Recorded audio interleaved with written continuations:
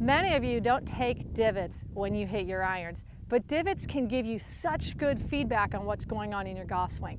So in today's lesson, we're going to discuss how to take divots after impact with your iron shots.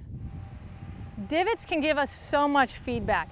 The direction of the divot, the depth of the divot, the starting point, all can tell us what's going on in our swing. If my divot's pointing out to the right, that's a clear indication that I'm coming too far inside out. If my divot is too deep, that's an indication that I'm hitting down too steeply or I'm too vertical with my swing path.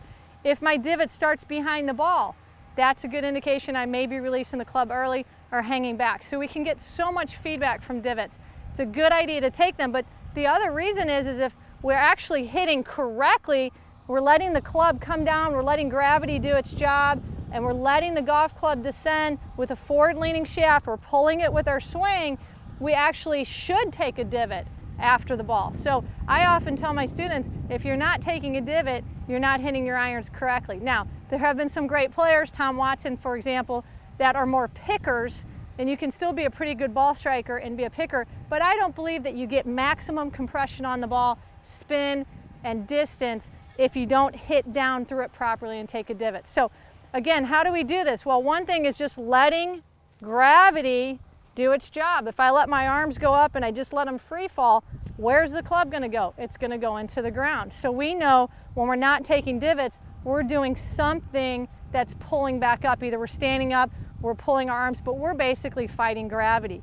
So as you're swinging, I want to make sure that you feel that club just falling naturally down on the golf ball. And as that club falls, it simply runs into rotation. It runs into your rotating body. When we do that, the club is being pulled rather than pushed with our arms and hands. So I want you to just get out there, take some nice practice swings, let the club simply just drop to the ground a few times, nice and relaxed, and then maybe on the third or fourth one, add a turn and make sure on your practice swings that you're hitting down enough that you're taking a divot. So here's how it's done. I'm going to go ahead and set up. Got a good ball position for hitting down. I want to make sure that ball's positioned in the right part of my arc where my club's going to bottom out, and I'm simply going to let the club just fall on the ball. It's simple and it works. Remember, if you have an idea for a lesson, submit it in the Ask Maria section on mygolfinstructor.com.